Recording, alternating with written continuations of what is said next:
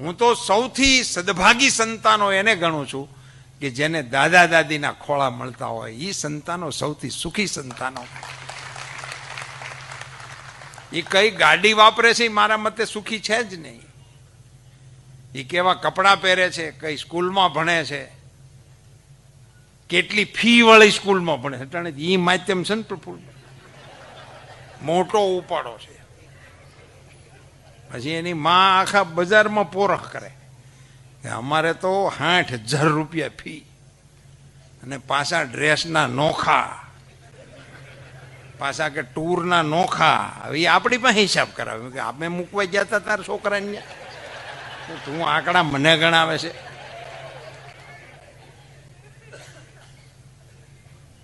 હવે એમાંથી હું નીકળતું છે રામ જાણે. પણ કુટુંબ વગર કેવો હર્યો ભર્યો આપણો સમાજ હતો સાહેબ. આપણે સંયુક્ત કુટુંબને બોજ ગણ્યો, સંયુક્ત કુટુંબને મજદૂરીમાં ગણાયું, ઝઘડા માટેના કારણોમાં ગણાયું.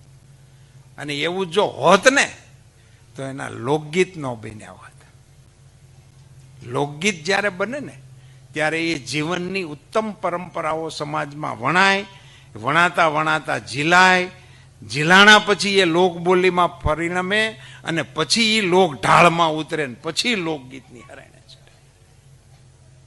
સવા બશેરનું મારું દાતરડું લોલ, ઘડ્યું વિલા લાલીએ લવાર મુંજા વાલમજી લોલ, હવે નહીં જાઉં વીડી વાઢવારે લોલ. શ્રમ માટેનું મૂલ્ય હતું. ઈ ત્યાં એ વખતની વ્યવસ્થામાં ખામીઓ હતી એનું ગીત હતું. પરિણ્યો લાવે છે રોજ પાવલી રે લોલ, હું રે લાવું છું રૂપિયો 1.5 મુંજા વાલમજી લો. 1.5 રૂપિયો. એ જે ગીતો હતા એ હવે જો તમારી આ સંયુક્ત કુટુંબ વ્યવસ્થા એ બોજરૂપ હોત તો એવા ગીતો કેમ આવ્યા છે?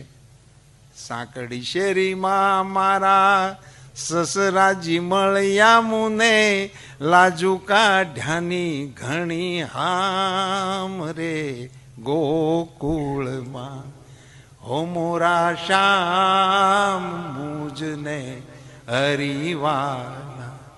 આ કેવી રીતે ગવાણું છે? જો એ બોજલ હોત તો કેવી રીતે ગવાણું હોત? સાંકડી શેરીમાં મારા જેઠજી મળ્યા મને, ઝીણું બોલ્યાની ઘણી હામ. તમે વિચાર તો કરો કેવી પરિવાર પ્રત્યેની શ્રદ્ધા હશે, કેવો પરિવાર પ્રત્યેનો આદર્શ હશે.